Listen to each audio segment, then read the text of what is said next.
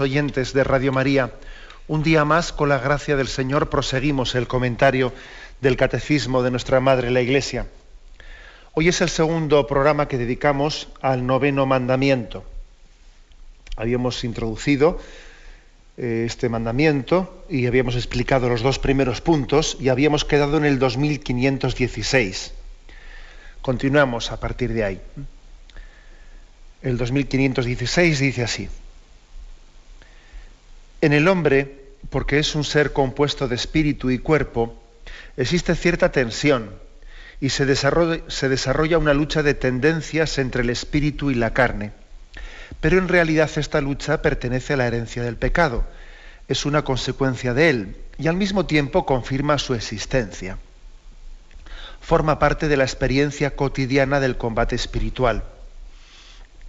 Y luego viene aquí una cita en este punto de una encíclica de Juan Pablo II, que luego leeremos la cita, pero vamos explicando este tema. Estamos hablando de el noveno mandamiento, que dice: no consentirás pensamientos ni deseos impuros. Para explicar por qué también Dios nos pide una pureza, una moralidad que no solo afecta a nuestros actos, sino también afecta a nuestra interioridad. El Catecismo está poniendo las bases para entender que es en el interior del hombre donde existe ese desorden. La moralidad que predicó Jesucristo, la moralidad cristiana, es una moralidad que engloba al hombre entero, siendo consciente de que sería muy exteriorista, sería muy superficial si nuestra moral se redujese a ordenar las acciones externas.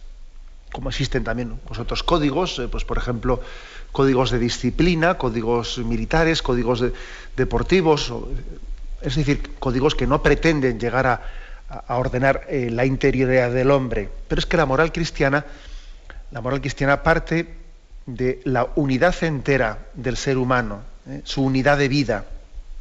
Y además entiende que en realidad la auténtica batalla espiritual, la auténtica batalla moral, donde tiene lugar, en primer lugar, es en el interior del hombre, en nuestra interioridad. Por eso es muy importante el noveno mandamiento, que dice: no consentirás pensamientos ni deseos impuros, y es muy importante también el 10º mandamiento: no codiciarás los bienes ajenos. O sea, dos mandamientos que hablan de la interioridad del hombre.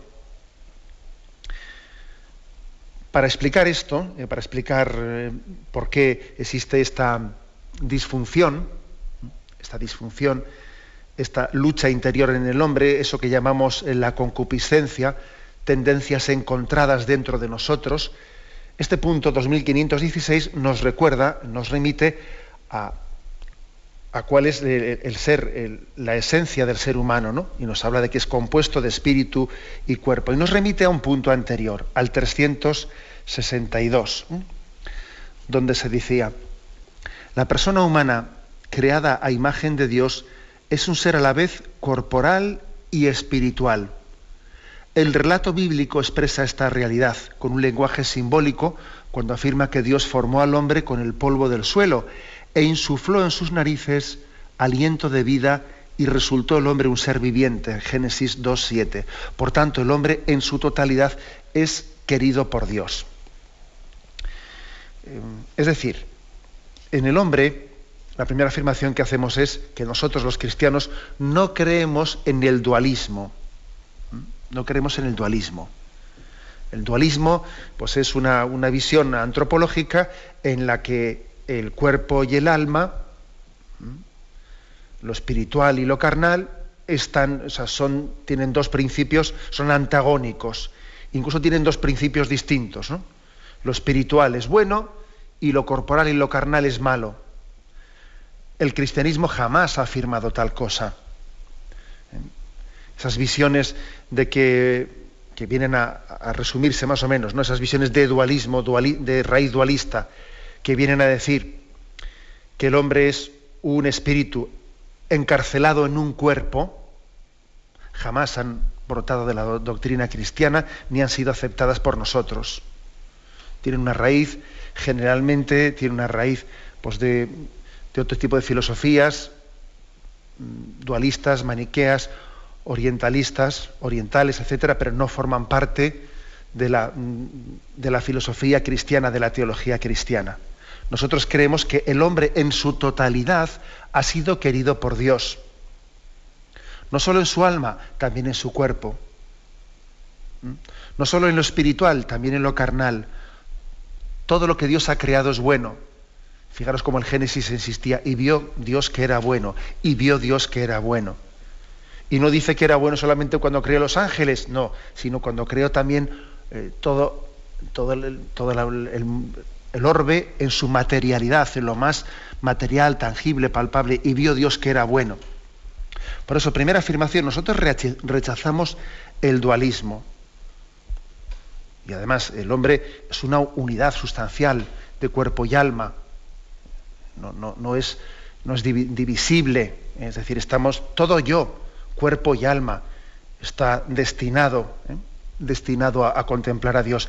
Incluso cuando haya un momento en el que el hombre tenga la separación del alma y el cuerpo, en el momento de su muerte, y exista ese estado intermedio en el que el alma esté esperando la resurrección, la parusía, para que su cuerpo se una a ella, su cuerpo resucitado se una a ella, en ese momento el alma estará también suspirando por la unidad plena de nuestro ser, cuerpo y alma, para llegar a ver a Dios. Por eso, fijaros bien, decimos que la Virgen María tiene ese privilegio de estar ya no solo en su alma, sino en su cuerpo, gozando de la visión de Dios, mientras que el resto de los santos están con su alma contemplando a Dios, pero todavía no con su cuerpo. Todavía les falta algo para la plenitud de su goce y su disfrute de Dios. Bueno, eso no quiere decir que los santos que están en el cielo estén sufriendo porque les falte el cuerpo, la unión plena con su cuerpo ya resucitado. No podemos decir sufriendo porque están en el cielo, pero sí les falta una plenitud que todavía no les ha sido dada, a diferencia de la Virgen María, que es tener la plenitud sustancial de esa unión de cuerpo y alma gozando de Dios. En resumen, que nosotros no creemos en el dualismo, creemos que Dios nos ha querido en nuestra totalidad, cuerpo y alma. Y no solamente nuestra alma, también nuestro cuerpo, unido a nuestra alma, está llamado a gozar de Dios. Esta es la primera afirmación. Y además, este punto al que nos hemos referido, pues narra ese pasaje del Génesis en el que se subraya pues que Dios formó el cuerpo del hombre del barro de la tierra, por lo tanto, barro somos, por lo tanto, existe en nosotros pues una corporalidad, pero que tiene su origen en Dios. Dios ha creado la materia de la nada, pero al mismo tiempo sopló en la nariz aquel cuerpo que había formado, y en eso se está simbolizando la creación y la infusión del alma, ¿no? La corporalidad tiene su origen en Dios y también nuestra espiritualidad tiene su origen en Dios. Por lo tanto, no somos dualistas. Ahora bien, segunda afirmación, sin embargo es evidente que hay una dualidad, aunque no sea un dualismo, porque decir dualismo es como enfatizar que son dos principios antagónicos y irreconciliables, pero sí hay una dualidad. Hay una dualidad entre espíritu y carne, entre cuerpo y alma.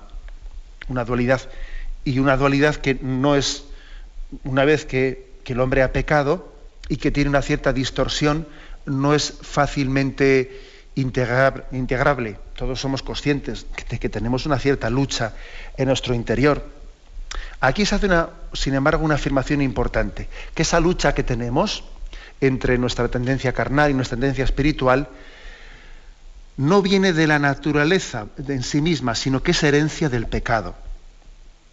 ¿Qué quiere decir esto? Es decir, que en sí mismo el cuerpo y el alma, por naturaleza, no son contrapuestos el uno al otro, no lo son. No lo son. Aquí no cabe decir es que con el cuerpo y el alma pasa como con el fuego y el agua, que el fuego es incompatible con el agua, y con el cuerpo y el alma pasa lo mismo. No, no es verdad. Nosotros creemos que cuerpo y alma, que vienen de Dios, están llamados a vivir en perfecta armonía, y de hecho, por toda la eternidad esperamos de la misericordia de Dios ese don de que nuestro cuerpo resucitado, unido a nuestra alma, viva en perfecta armonía en esa contemplación de la visión beatífica. O sea que el problema no está en la naturaleza, el problema no está en que el cuerpo y el alma, como se dice popularmente, se dan de cachetes. No, no es eso. El problema está en la herida que ha dejado el pecado, en la herida que ha dejado. Aquí hay una referencia a otro punto anterior, al punto 407, donde explica esa herida. Dice así, este punto. La doctrina sobre el pecado original, vinculada a la de la redención de Cristo, proporciona una mirada de discernimiento lúcido sobre la situación del hombre y de su obrar en el mundo. Por el pecado de los primeros padres, el diablo adquirió un cierto dominio sobre el hombre, aunque éste permanezca libre. El pecado original entraña la servidumbre bajo el poder del que poseía el imperio de la muerte, es decir, del diablo. Ignorar que el hombre posee una naturaleza herida, inclinada al mal, da lugar a graves errores en el dominio de la educación, de la política, de la acción social. Es decir, que en este punto, al que se refiere aquí el Catecismo, el 407, se nos recordaba, y aquí se trae a colación, se nos recordaba que precisamente la consecuencia del pecado original, al que después se han sobreañadido nuestros pecados personales, esa consecuencia ha supuesto un cierto dominio de Satanás sobre nosotros. No un dominio total, dice de una manera muy matizada, un cierto dominio. Por eso también se le llama a Satanás el príncipe de este mundo. Y existe una cierta servidumbre, esa capacidad de dominarnos en nuestras tendencias, en nuestras pasiones, ¿no?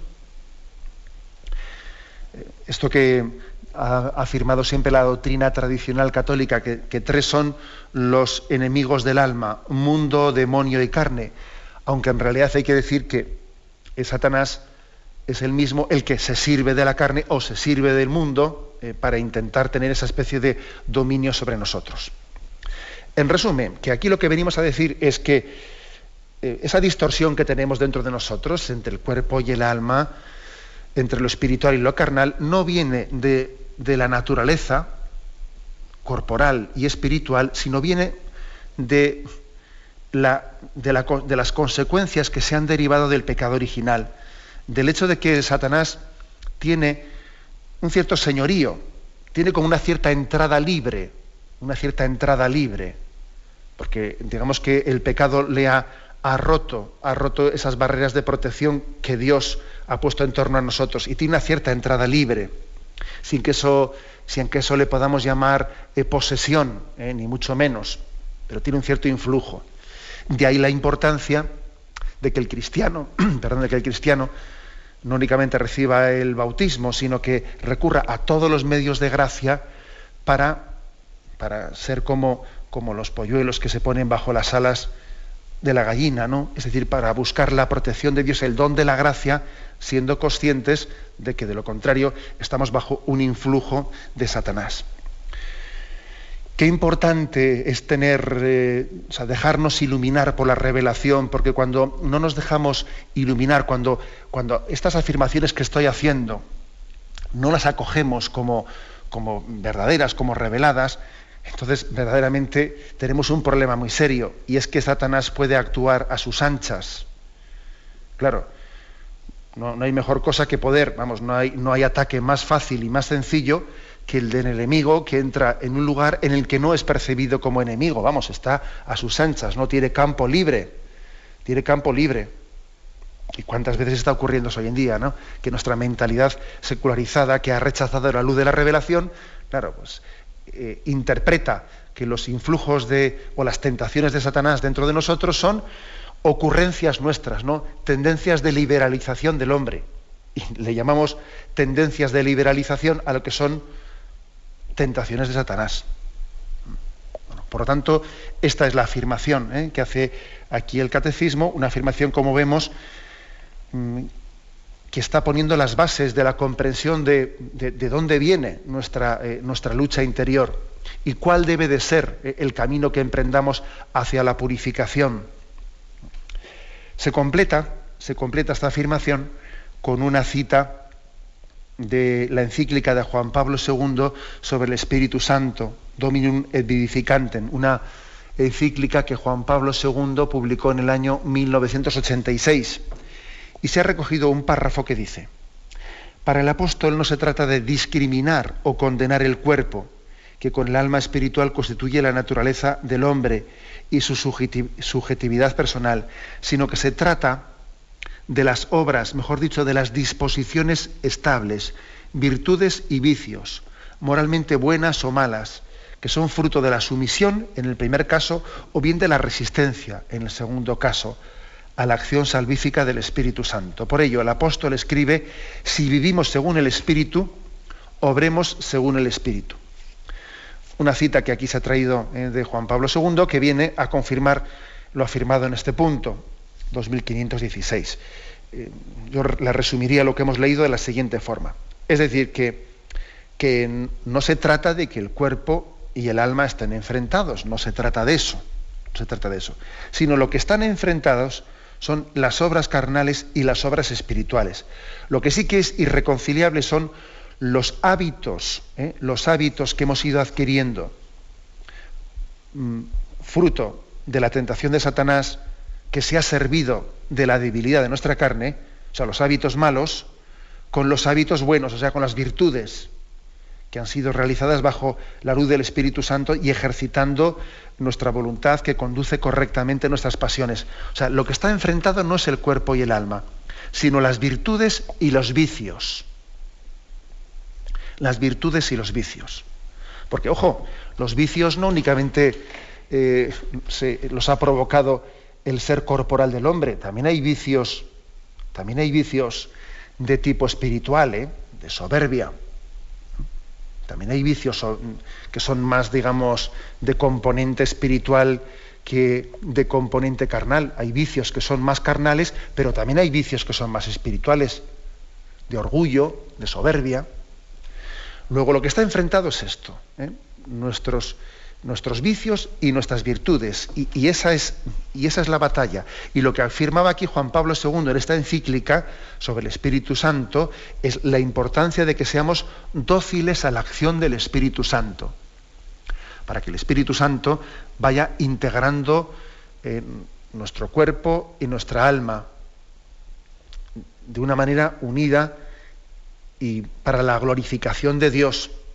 Porque si no estamos movidos por el Espíritu Santo, resulta que, sin darnos cuenta, le estamos resistiendo, somos refractarios a la acción del Espíritu en vez de dejarnos mover por él, y entonces somos manipulados por el influjo de Satanás, que nos arrastra a nuestras acciones carnales. La conclusión de este punto, por lo tanto, es la docilidad a las acciones del Espíritu Santo, a las mociones del Espíritu Santo, para que cuerpo y alma estén plenamente integrados. Tenemos un momento de la Iglesia Católica, pasando al siguiente punto, 2517, que tiene como título La purificación del corazón.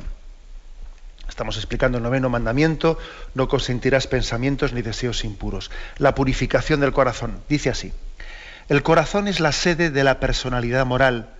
De dentro del corazón salen las intenciones malas, asesinatos, adulterios, fornicaciones. La lucha contra la concupiscencia de la carne pasa por la purificación del corazón. Y luego viene aquí una cita de un padre de la Iglesia que luego leeremos. La afirmación primera, por lo tanto, es que habla del corazón, en este sentido, lógicamente, no meramente fisiológico, sino en el sentido de su significado espiritual. ¿Qué significa el corazón en su sentido simbólico, espiritual? En el punto 368 del Catecismo se nos explicaba, se decía: la tradición espiritual de la Iglesia también presenta el corazón en su sentido bíblico. El sentido bíblico significa lo más profundo del ser.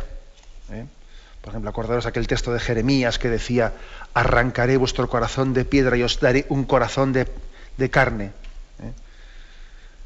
O sea, que en el sentido bíblico la palabra corazón es lo más profundo del ser. voy a arrancar eso que está motivando que tu vida esté desviada y te voy a dar un corazón de carne. O por ejemplo cuando rezamos, Señor, danos un corazón semejante al tuyo. Estamos pidiendo que lo sustancial de nuestra vida, el motor de nuestra vida, los sentimientos más profundos sean transformados. Señor, danos un corazón semejante al tuyo. No queremos que únicamente nuestra conversión consista en un pequeño barniz, en un barniz así de que ciertas obras malas cambien. No, queremos que la conversión sea profunda. Y recurrimos a esa imagen, ¿no? La tradición espiritual de la Iglesia afirmaba que el corazón simboliza también ese lugar donde se decide el hombre o no se decide por Dios. Es como el lugar en el que el hombre hace opciones, las opciones definitivas de su vida. Por ejemplo, Mateo capítulo 6 y versículo 21, se dice, ¿no? Porque donde está tu tesoro, ahí está también tu corazón. Fijaros en aquella cita, ¿no? Donde está tu tesoro, ahí estará tu corazón. ¿Qué quiere decir eso? Pues que en el fondo ¿dónde pongo yo mi esperanza? ¿Dónde pongo mi esperanza? ¿Dónde pongo mi confianza? ¿En el dinero? ¿O la estoy poniendo en mis cualidades? ¿Confío en mí? ¿Que en las cosas me salgan bien? Confío en Dios, confío en su amor, confío en mi familia, porque sé que me quiere decir, donde está tu tesoro, ahí está tu corazón. Tu corazón es como tu esperanza, tu descanso. O sea, todos somos conscientes de qué es lo que significa bíblicamente la palabra corazón. Bueno, es importante entender esto, porque es que ahora el 9º mandamiento nos habla de purificar el corazón. No se puede cumplir el 9º mandamiento, no consentirás pensamientos ni deseos impuros, sin entender que se trata de purificar el corazón. Aquí estamos profundizando, dándonos cuenta de que la moralidad cristiana es mucho más que impedir o poner un dique de contención a determinados actos malos. No se trata de no hacer cosas malas, no, es mucho más. Se trata de tener un corazón bueno, que es muy distinto, claro. Por mucho que el 9º mandamiento esté formulado en negativo, pero no, aunque esté formulado en negativo, supone una afirmación positiva, que nuestro corazón sea bueno.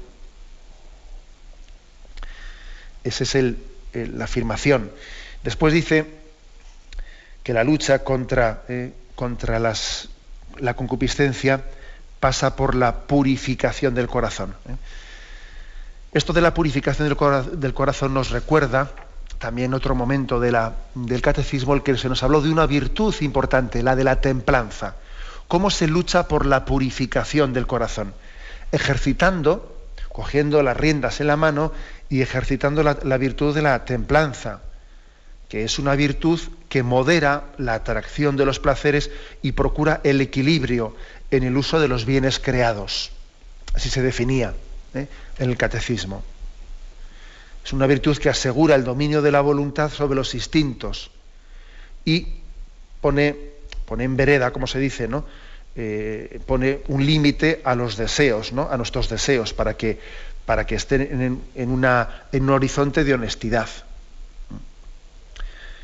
Bueno, pues esta es la forma concreta, es decir, el 9º mandamiento lo podremos vivir si nos ejercitamos en la virtud de la templanza. La capacidad de moderarnos en la atracción. Muchas cosas nos atraen, es así, es decir, y no es malo que nos atraigan, pero una cosa es que nos atraigan de una manera en la que nosotros no perdamos el señorío, no perdamos nosotros la iniciativa, y otra cosa es que nos atraigan de manera que nuestra voluntad no sea dueña. Es entonces cuando la templanza ha dejado de gobernarnos, ¿no? Ejercitación pues de la templanza. Qué importante es ser conscientes de que quien no es capaz de negarse a sí mismo muchas cosas no será capaz de afirmar las que quiere. El que no sabe decirse que no, el que no sabe ponerse freno, el que no sabe dominarse, tampoco sabe elegir lo que quiere. Esa forma parte de la psicología y de la experiencia de lo que es la templanza. Bien, y la conclusión a la que lleva este punto es una cita de un padre de la Iglesia de los primeros siglos, de Hermans. Es uno de los textos más antiguos, de los textos de la patrología de la tradición católica, que él da también una especie de consejos, unas prescripciones, una serie de mandamientos y mandamientos morales, y en concreto sobre la purificación del corazón decía lo siguiente: mantente en la simplicidad, la inocencia, y serás como los niños pequeños que ignoran el mal destructor de la vida de los hombres. O sea que aquí en este consejo de este padre de la Iglesia, Hermans, se remite a la doctrina evangélica de ser como niños. Si no sois como niños, no entraréis en el reino de los cielos.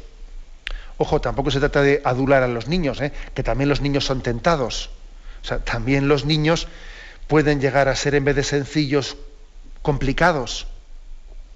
Por ejemplo, un niño, pues el momento en que no tiene corazón de niño es cuando, por ejemplo, es presa de los celos y se arma un lío tremendo por los celos, ¿no? En vez de vivir la sencillez de que sus padres le quieren y que ha tenido un nuevo hermanito y es otro donde, pues no, a veces el niño, en vez de ser sencillo, también se complica, ¿no? Y parece que entonces es como un adulto complicado en cuerpo de niño, ¿no? O cuando se arma un lío con sus caprichos y mantiene un pulso con sus padres, pues para llevar adelante sus caprichos. O sea, también un niño, o sea, no se trata de adular a los niños, también un niño puede llegar a ser desgraciadamente complejo, y además es una buena prueba de que nadie se libra de las consecuencias del pecado original. Bien, pero cuando Jesús pone el ejemplo de que si no sois como niños no entraréis en el reino de los cielos, se refiere a los niños, pues que lo vemos en muchas veces, ¿no? Que afortunadamente la mayoría de las veces los niños actúan desde una simplicidad y una inocencia que no está afectada por el pecado y por la complicación mental que nosotros podemos tener. Por lo tanto, para llevar adelante esa obra de purificación interior, para que nos ejercitemos en la virtud de la templanza, ¿cuál es la meta que tenemos que perseguir? Ser sencillos, superar toda complicación interior, toda doblez. Es decir, tener claro cuál es la meta de nuestra vida y perseguirla de una manera transparente. Ser capaz de poner encima de la mesa cuáles son las finalidades de lo que perseguimos y no tener intenciones de quien mira de reojillo es otro y bueno, persigo esto, pero si de paso cae esto otro, pues no está mal, etcétera, etcétera, ¿no? Esa doblez que solemos tener. Simplicidad e inocencia. ¿Cuántos sufrimientos podríamos evitarnos si fuésemos más sencillos? La gran mayoría de nuestros sufrimientos provienen de la tortuosidad, la complejidad, ¿no? El enmarañamiento de intenciones que podemos llegar a tener dentro de nosotros, que hace que no tengamos un corazón puro. Y como os podéis suponer, no me estoy refiriendo únicamente a la virtud de la castidad, que también, sino de una manera ya mucho más global en la vida, ¿no? Esa tortuosidad del hombre es fuente de sufrimiento para nosotros, ¿no? Y además es un campo en el que Satanás se siente muy a gusto, en esa complejidad de intencionalidades contrapuestas, unas escondidas debajo de las otras. Es como un campo en el que Satanás se siente a gusto, ¿no? Mientras que el Espíritu Santo, cada vez que nos da una moción, simplifica, todo lo hace sencillo. Cuando somos movidos por el Espíritu, las cosas son muy sencillas. He aquí, por lo tanto, también una buena petición, ¿no? Señor, dame la simplicidad interior. Dame la gracia de superar mis dobleces, mis complejidades, ¿no? Hazme sencillo ante ti y ante el prójimo. Hazme sencillo. Que no estoy siempre pensando en dobles intenciones. Hazme sencillo y hazme transparente. Una petición muy importante para poder cumplir el 9º mandamiento. Tenemos un momento de reflexión y continuamos enseguida. Programa Catecismo de la Iglesia Católica con Monseñor José Ignacio Munilla. Continuamos en la explicación del Catecismo de la Iglesia Católica, pasando al punto 2518. 2518, que después de haber hablado de haber introducido la purificación del corazón, aquí da más pistas de cómo llevar adelante esa purificación del corazón. Nos une ahora el 9º mandamiento: no consentirás pensamientos y deseos impuros, con la 6ª bienaventuranza: bienaventurados los limpios de corazón, porque ellos verán a Dios.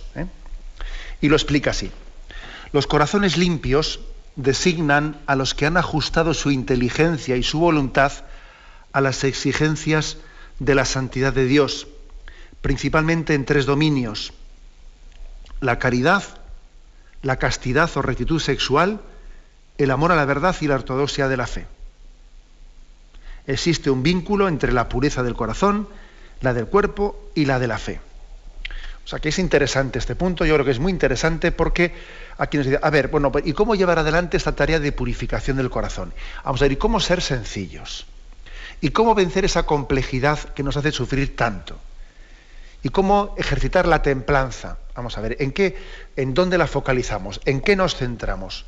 ¿En qué materia ponemos nuestro esfuerzo para llevar adelante esta purificación? Bueno, pues no digamos que el catecismo no da consejos prácticos. Aquí dice, sí, vamos a ver, para poder cumplir la bienaventuranza de ser limpios de corazón, dice, hay que ajustar nuestra inteligencia y nuestra voluntad a las exigencias de la santidad, pero en 3 campos, dice, 3 campos: caridad, castidad y amor a la verdad, ortodoxia. Nos puede llamar la atención esto que dice el catecismo, nos puede llamar la atención porque parece, bueno, son cosas totalmente distintas, ¿no? Sí, claro, pero es que no podemos pensar que el tema de la sexualidad, ese tema que está especialmente regulado en el 9º mandamiento, no consentirás pensamientos ni deseos impuros, que ese tema de la sexualidad uno lo puede vivir, lo puede afrontar apartado o digamos diferenciado artificialmente del resto de la vida, porque en la vida las cosas se dan conjuntamente. Uno es imposible que sea, por ejemplo, una persona muy casta y en materia de sexualidad sea así, pues muy íntegra, pero que sin embargo en tema de caridad con el prójimo sea durísimo de corazón. Qué difícil será eso, qué difícil. O que tenga una adhesión a la verdad, a la ortodoxia, muy limitada, muy débil, o todo lo contrario, que esté lleno de ideas confusas, contrarias a la verdad, contrarias a la ortodoxia, pero que luego en materia de castidad pues sea muy íntegro, sea muy casto. Qué difícil será eso. O sea, aquí, por lo tanto, se habla de tener 3 frentes al mismo tiempo, de llevar un campo, de llevar una tarea de purificación en estas 3 facetas de la vida al mismo tiempo: en la caridad, en la rectitud sexual y en el amor a la verdad. Son 3 caminos de purificación del corazón, porque todo ello está anidando en el corazón. Vamos a comenzar describiéndolo. Dice primero la caridad, el dominio de la caridad. Se nos dan algunos textos, voy a elegir yo el segundo. 2 Timoteo, capítulo 2, versículo 22. Dice, huye de las pasiones juveniles, vete al alcance de la justicia, de la fe, de la caridad, de la paz, en unión de los que invocan al Señor con corazón puro. Fijaros, invocan al Señor con corazón puro. Evita las discusiones necias y estúpidas. Tú sabes bien que engendran altercados. Y a un siervo del Señor no le conviene altercar, sino ser amable con todos, pronto a enseñar, sufrido, y que corrija con mansedumbre a los adversarios. Pues si Dios les otorga la conversión, que les haga conocer plenamente la verdad. Es decir, aquí el primer consejo para purificar el corazón es: sé caritativo. No te metas en discusiones necias, estúpidas, no seas agresivo, no seas agresivo. Ten caridad, ten paz, en unión con todos aquellos, los hombres de buena voluntad, ¿no? Esto es importantísimo para purificar el corazón, porque esa especie de agresividad que solemos tener, esa especie de rabia interior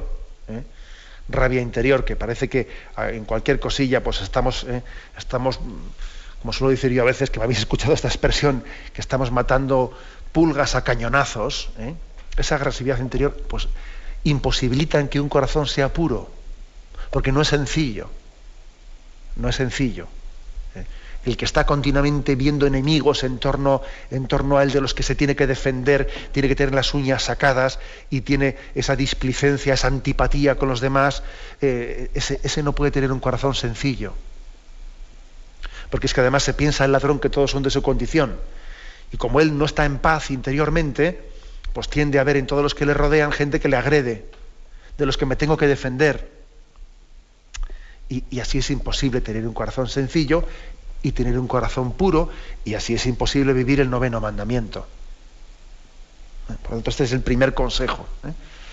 Ejercitar la sumisión de nuestra inteligencia y voluntad a las mociones del Espíritu Santo en materia de caridad con el prójimo.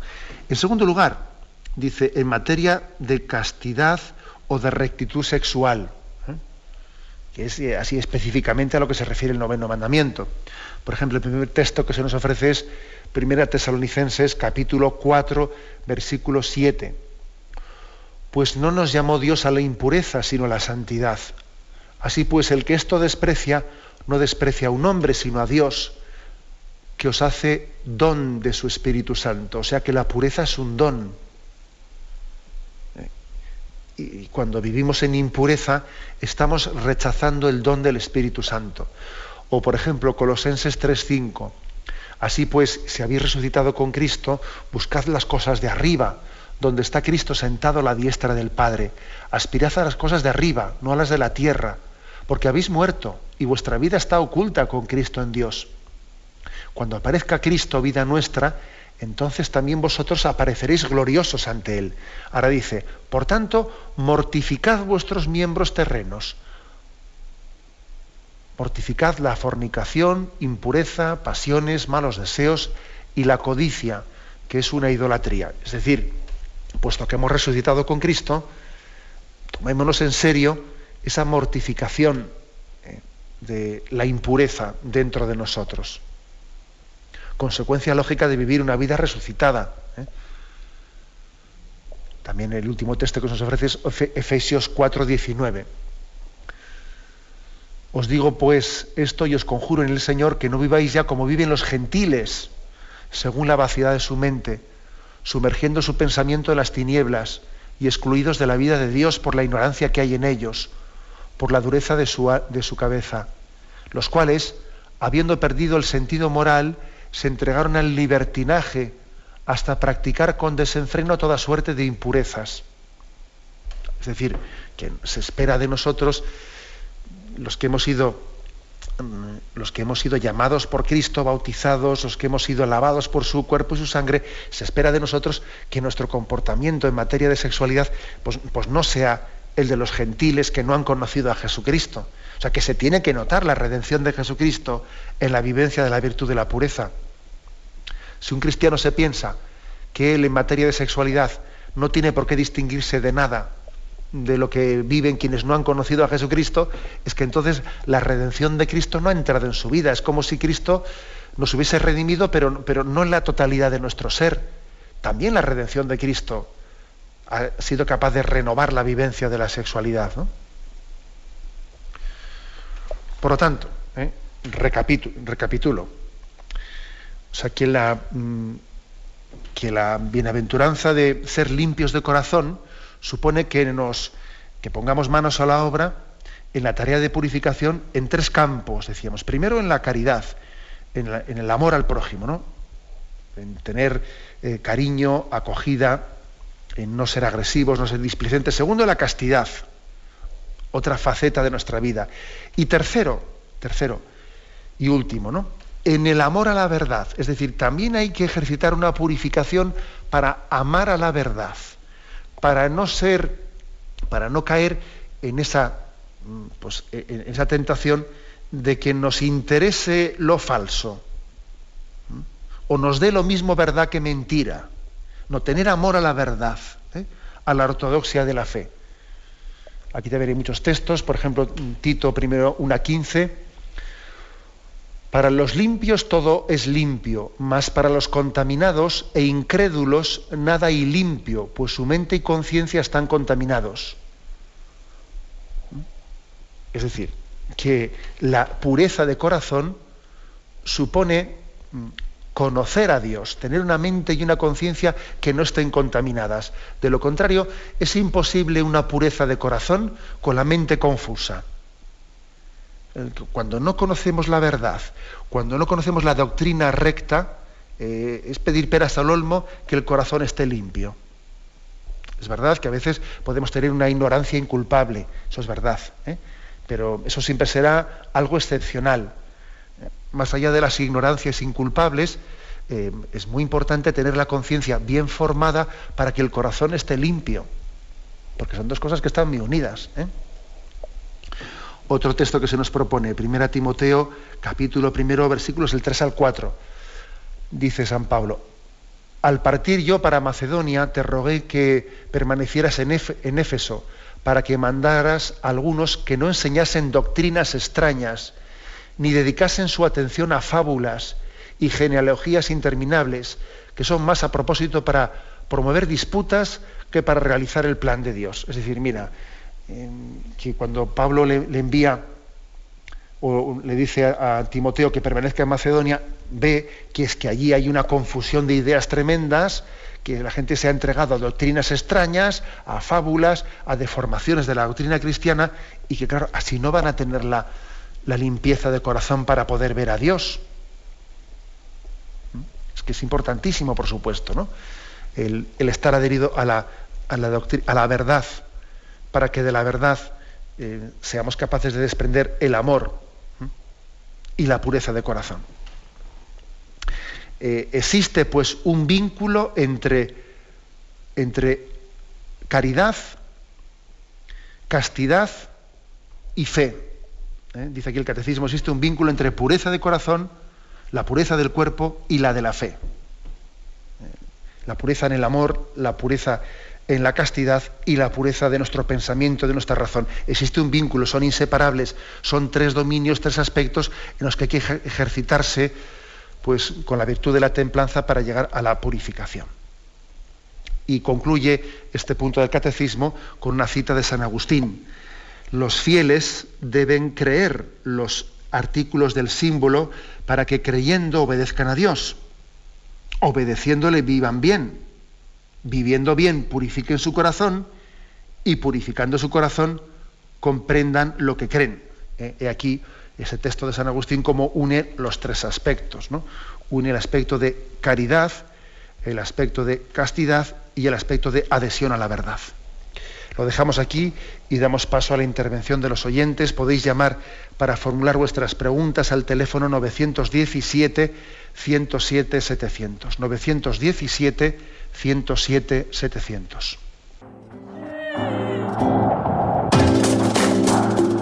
Estos voluntarios que dan su tiempo generosamente en el día a día. Un cordial saludo a todos los oyentes de Radio María. Un día más, con la gracia del Señor, proseguimos el comentario del Catecismo de nuestra Madre la Iglesia.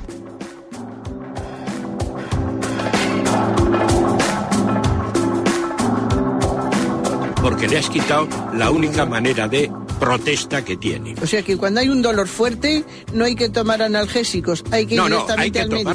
Sí, hay que, bien, pero no analgésicos fuertes para que se cometa el error de bloquear la defensa y no poder llegar al diagnóstico. Bien.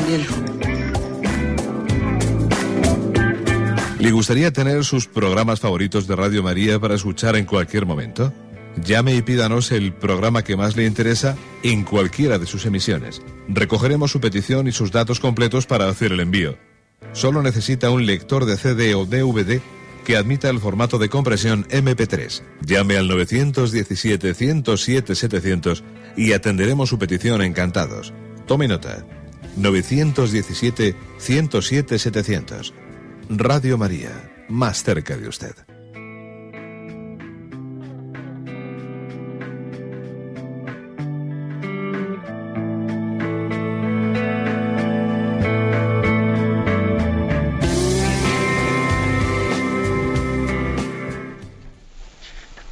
Sí, buenos días, ¿con quién hablamos?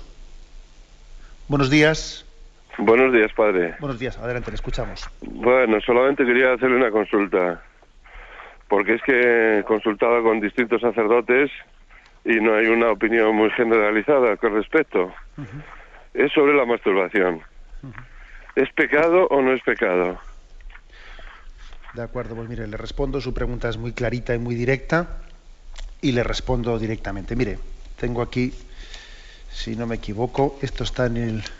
Sí, mira, aquí está. El punto 2352 del Catecismo se habla de ese tema. Leo lo que dice. Por masturbación se ha de entender la excitación voluntaria de los órganos genitales a fin de obtener un placer venéreo. Tanto el magisterio de la Iglesia, de acuerdo con una tradición constante, como el sentido moral, han afirmado sin duda alguna que la masturbación es un acto intrínseca y gravemente desordenado. ¿De acuerdo? O sea que su pregunta creo que está contestada, es decir, en sí mismo la masturbación es un acto, es un pecado porque es algo intrínsecamente desordenado. Bien, es verdad, fíjese usted que al final de este punto, ¿por qué? Bueno, primeramente una explicación, ¿por qué? Hombre, pues porque evidentemente es utilizar la sexualidad para una finalidad distinta y contraria a la que Dios la ha creado. Dios creó la sexualidad pues para la expresión del amor, la entrega de la vida. El marido entrega la vida a su esposa, la esposa entrega su vida a su marido y además lo significan gráficamente su entrega sexual y además está abierto a la transmisión de la vida. En la masturbación no se cumple ni una finalidad ni la segunda. Está fuera de la finalidad para la que Dios ha creado la sexualidad. Al final de este punto, el 2352 que le he leído, dice: para emitir un juicio justo acerca de la responsabilidad moral de los sujetos y para orientar la acción pastoral, ha de tenerse en cuenta la inmadurez afectiva, la fuerza de los hábitos contraídos, el estado de angustia, otros factores psíquicos o sociales. Bueno, ¿qué es lo que viene a decir aquí? Bueno, que viene a decir que es posible que una persona caiga en un hábito de masturbación y tenga una cierta esclavitud, que le cuesta romper con ella, y el grado de culpabilidad que tenga de esos actos de masturbación no sea un grado de culpabilidad de quien lo hace con plena libertad y consciencia. Es algo así como que una persona tiene un hábito de decir blasfemias, y luego ya es que él es culpable, evidentemente, de haber adquirido, ¿no?, ese hábito de decir blasfemias, ¿no?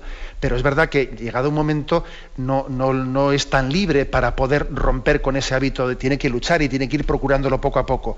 Así también puede ocurrir, aquí el Catecismo hace referencia, que puede haber ciertos hábitos contraídos que han creado tal esclavitud que no es tan fácil romper y cortar con ellos inmediatamente.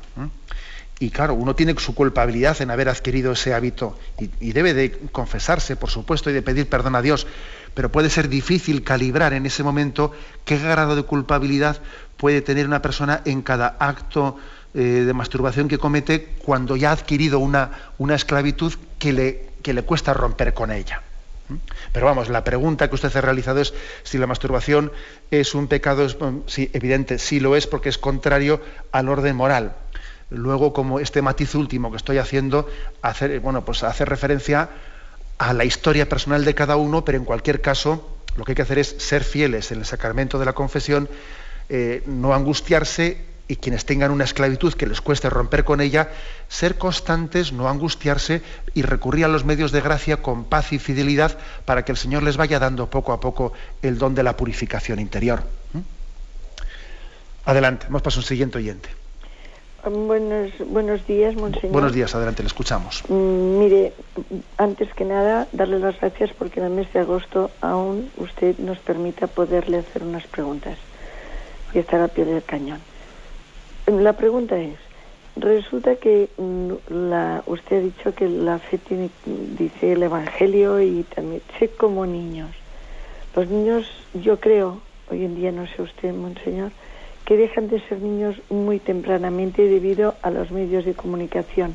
Entonces tenemos una segunda generación de papás niños, que esto también es lo que imposibilita que los niños sean niños.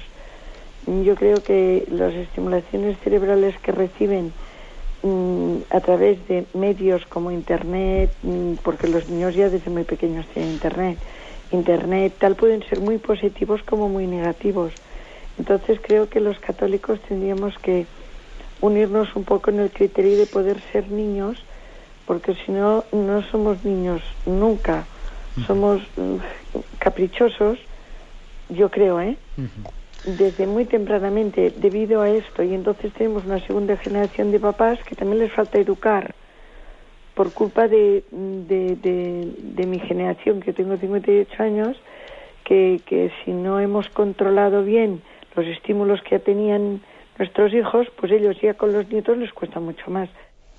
De acuerdo, pues mire, según escuchaba usted, me estaba acordando de que en la Sagrada Escritura, al mismo tiempo que el Señor dice en algún pasaje, si no sois como niños, no entraréis en el reino de los cielos, también San Pablo dice, y no seáis como niños.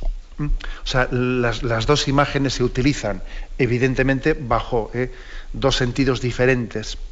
Pero es verdad que también somos unos...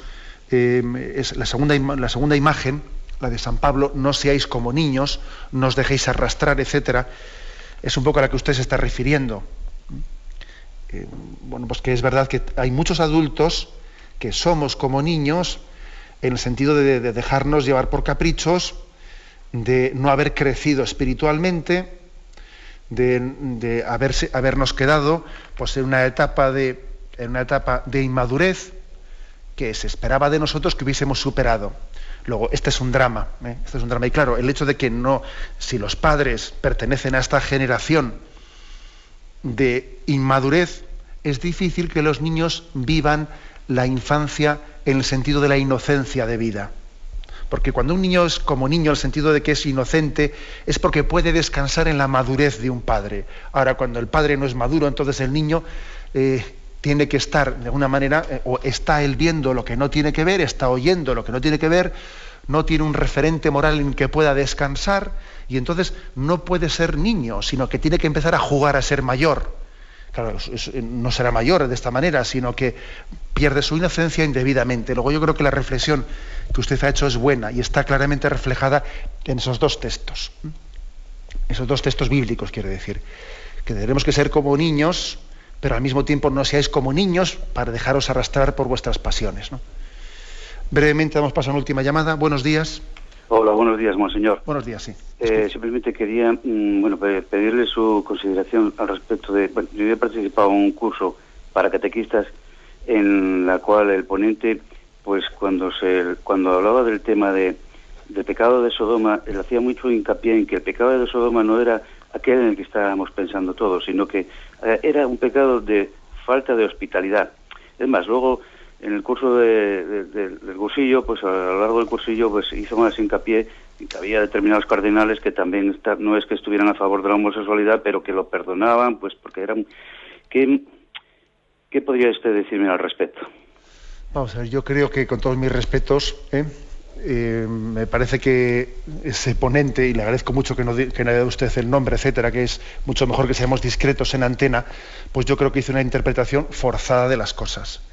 El pecado de Sodoma es que no eran hospitalarios. Bueno, uno lee la Sagrada Escritura y todas las referencias, muchísimas referencias que se hace, ¿no?, al pecado de los sodomitas, etcétera, es la práctica de actos homosexuales, con lo cual yo creo que esa interpretación que hizo fue forzada. Aquí digo yo lo mismo que he dicho antes, ¿no? La doctrina católica sobre los actos homosexuales pues está clara, porque está contraria al plan con el que Dios ha creado la naturaleza humana. Otra cosa distinta es que eso no quiere decir que nosotros rechacemos o discriminemos o despreciemos o dejemos de tener todo el deber de acogida paciente, misericordiosa y de acompañamiento espiritual con las personas que tengan una condición homosexual. Que no es lo mismo tener una condición homosexual que entregarse a las prácticas sodomitas, es muy distinto. Hay personas que tienen una tendencia, una cierta tendencia homosexual, pero en absoluto han caído o se han entregado a las prácticas sodomitas. Está el tiempo cumplido. Me despido con la bendición de Dios Todopoderoso, Padre, Hijo y Espíritu Santo. Alabado sea Jesucristo.